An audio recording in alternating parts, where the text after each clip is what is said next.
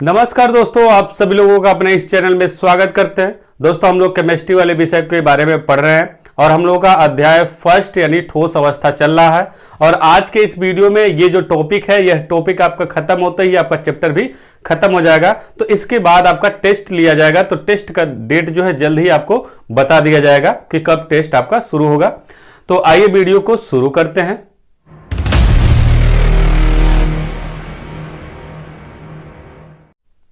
आज के इस वीडियो में हम लोग का पढ़ने वाले हैं ठोसों में चुंबकीय गुण यानी मैग्नेटिक प्रॉपर्टीज ऑफ सॉलिड्स, यानी ठोस के जो चुंबकीय गुण हैं वह कितने प्रकार के होते हैं और क्या क्या उनके प्रकार हैं वह जानते हैं।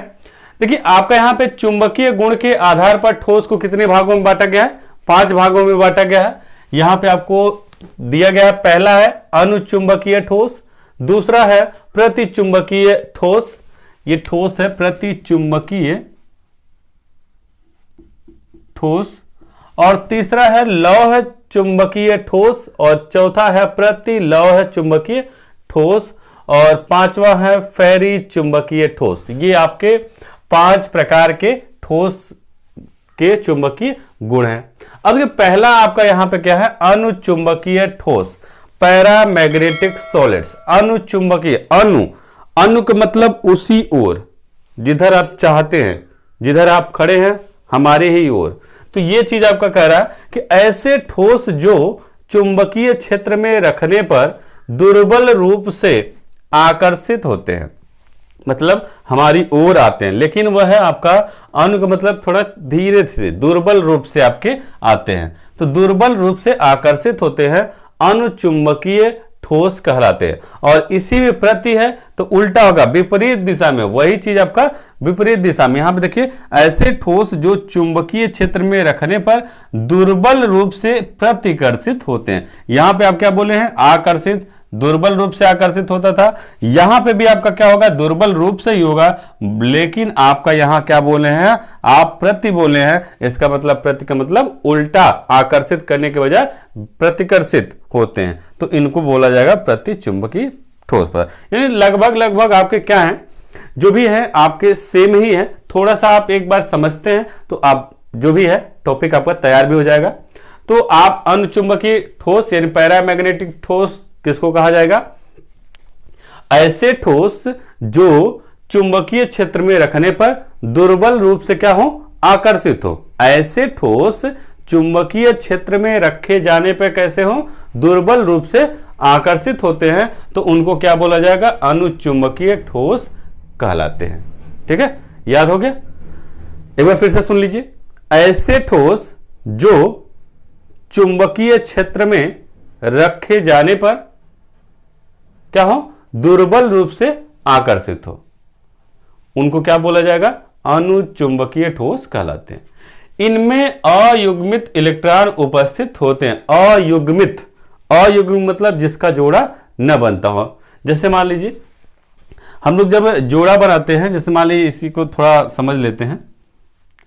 यहां पे जैसे ऐसे आपका होता था, ऐसे आपका, तो यहां पे जो यस पी, मान लीजिए यस की बात करें तो यस में आपका एक होते हैं, यस में तो yes orbital, P orbital, yes P D F, ये आज पढ़े। तो यस में आपका क्या होता है? यदि मान लीजिए ऐसे हैं, एक तरफ है, तो ये आपका अयुग्मित है। और इसी में आपके यदि ऐसे 2 है तो ये युग्मित, यानी कि आपका दोनों दिशाओं में आपका जो इलेक्ट्रॉन है, इलेक्ट्रॉनों की संख्या यदि 2 होती है एक कक्षा में तो आपका वो युग्मित बोला जाता है। और यदि आपके 1 होंगे तो उनको क्या बोला जाएगा? अयुग्मित। तो यहां पे देखिए कह रहा, इसमें अयुग्मित इलेक्ट्रॉन उपस्थित होते हैं, यानी जो भी आपके ये अनुचुंबकीय पदार्थ हैं, इसमें सब के सब जो जितने भी आपके इलेक्ट्रॉन होंगे, सब के सब एक ही होगा। यानी कि यदि एस में देखा जाए तो एक कक्ष में आपका 1 इलेक्ट्रॉन, यहाँ पे पी में 3 होता है, तो पी में यदि आप चलते हैं 3, यदि यहाँ पे देखें तो सब के सब सब में एक ही हो, दूसरा वाला जो न हो तो आपका क्या है? ये अयुग्मित है। यदि ऐसे एक में हो जाए तो ये युग्मित हो जाएगा, और ये 2 आपका क्या हो जाएगा? अयुग्मित हो जाएगा। तो ये चीज कह रहा है कि इसमें इलेक्ट्रॉन की जो उपस्थिति है किस रूप में होती है? अयुग्मित के रूप में होती है आपका। अतः ये चुंबकीय क्षेत्र की ओर क्या करते हैं, आकर्षित होते हैं। जब आपका अयुग्मित इलेक्ट्रॉन इसमें होते हैं तो इस वजह से ये चुंबकीय क्षेत्र की ओर क्या होते हैं, आकर्षित, यानी जिधर चुंबक होगा उसकी ओर क्या होंगे, आकर्षित करेंगे।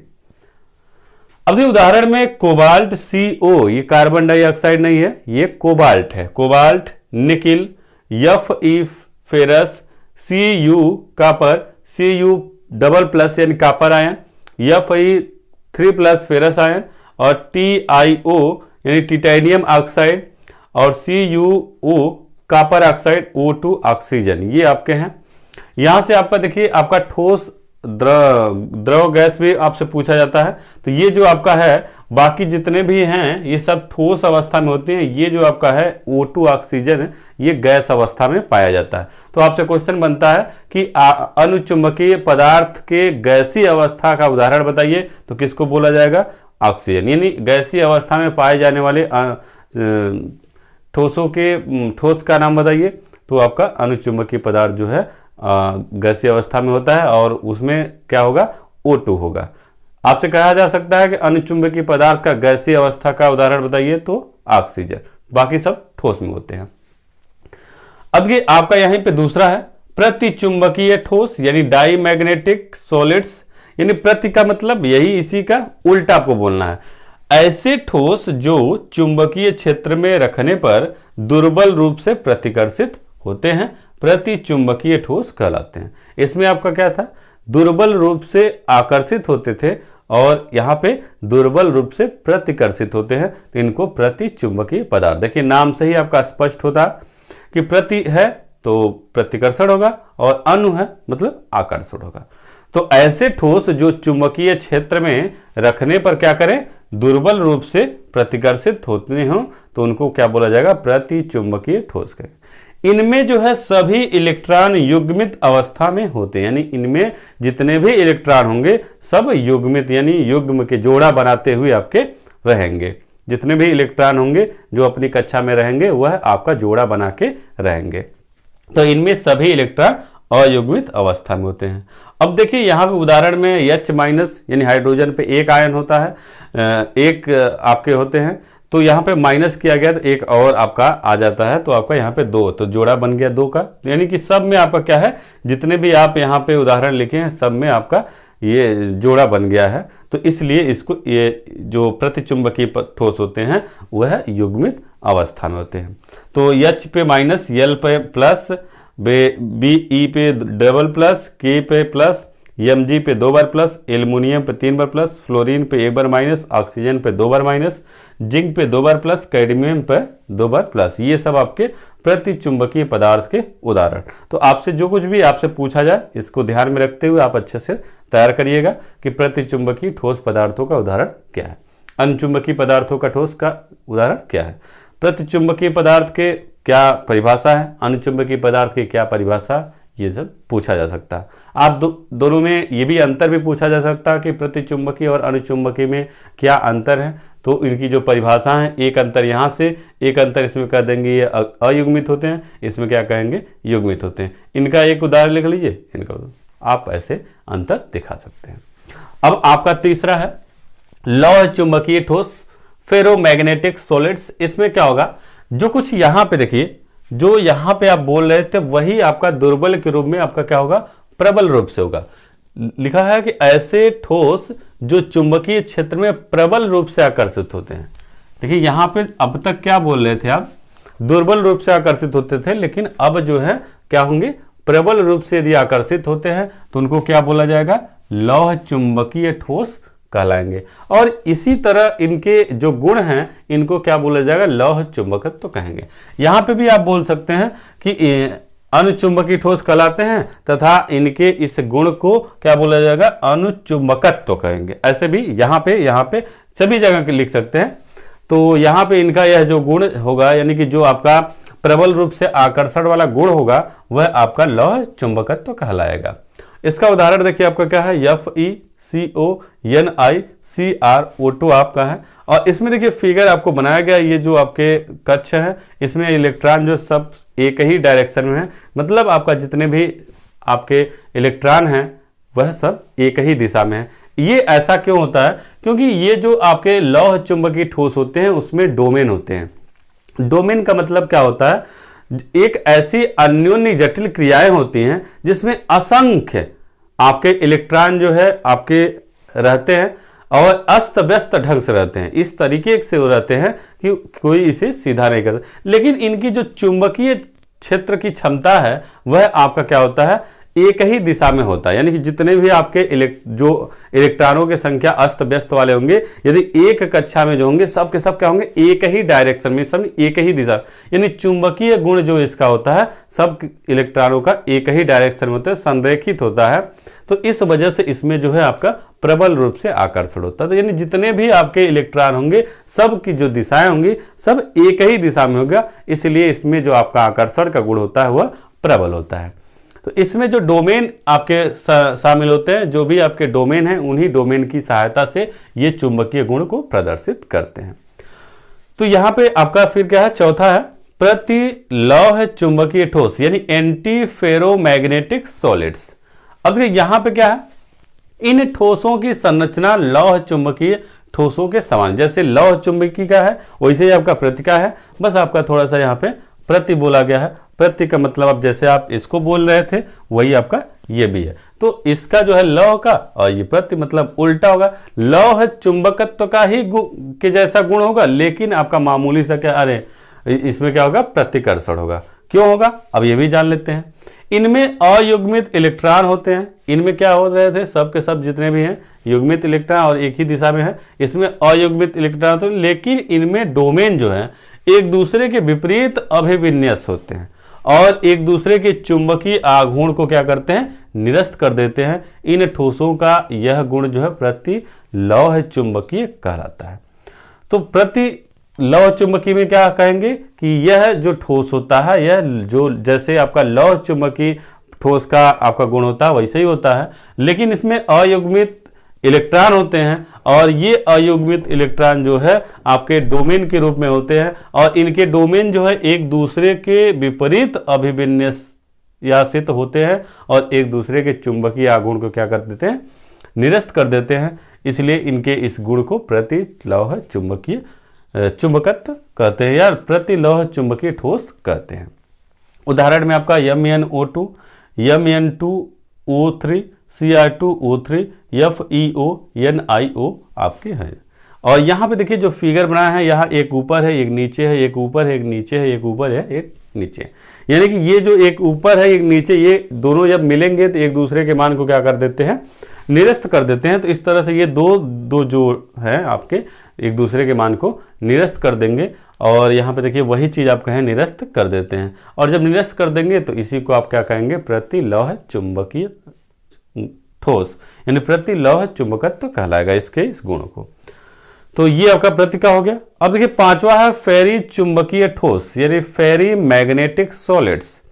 यानी फेरी का मतलब वही चीज आपका देखिए यहाँ पे कहें, इन ठोसों की संरचना लौह चुंबकीय पदार्थों के समान होते हैं। यहां पे भी लौह चुंबकीय के समान होते हैं, लेकिन डोमेन की चुंबकीय आघूर्ण एक दूसरे के विपरीत परंतु असमान होते हैं। मतलब यहाँ पे आपके जो इनके डोमेन थे ये एक दूसरे के विपरीत तो होते थे, लेकिन एक दूसरे के चुंबकीय आघूर्ण के मान को क्या करते थे? निरस्त करते थे।